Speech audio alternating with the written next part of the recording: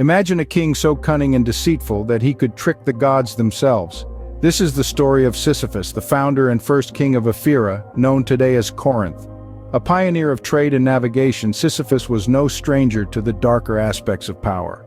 His rule was marked by a brutal disregard for the sacred law of hospitality as he murdered guests to maintain his iron grip on the throne. This disregard for human life extended to his own family.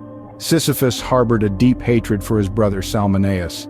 In a bid to seize his brother's throne, Sisyphus sought the advice of the Oracle of Delphi. The oracle advised him to marry Salmoneus's daughter, Tyro, promising that their offspring would bring about Salmoneus's downfall. Sisyphus followed this advice, marrying Tyro and fathering 2 sons. However, when Tyro discovered the prophecy, she killed their sons in a futile attempt to save her father, who had already fallen victim to Zeus's wrath. Sisyphus's deceit knew no bounds, not even the divine.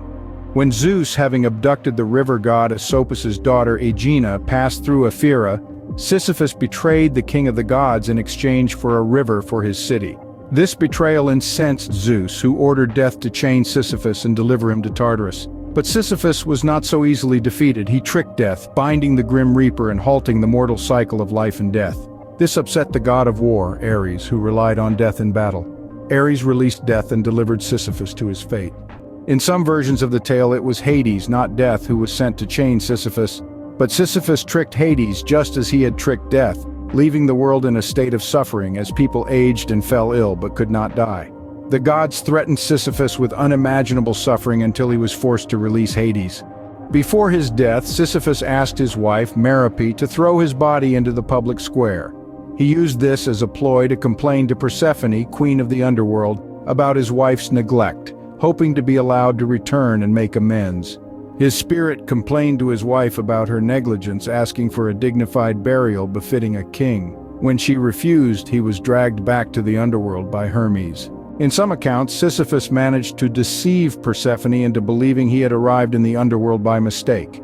She allowed him to return to the land of the living, demonstrating his cunning once again. There are even accounts suggesting that Odysseus, the hero of the Odyssey, was the son of Sisyphus, contradicting the common belief that his father was Laertes.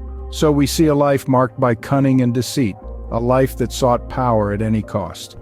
Sisyphus's story serves as a stark reminder of the perils of hubris and the inevitable consequences of defying the gods. It's a tale that resonates through the ages, a testament to the enduring allure of myth and the lessons it imparts.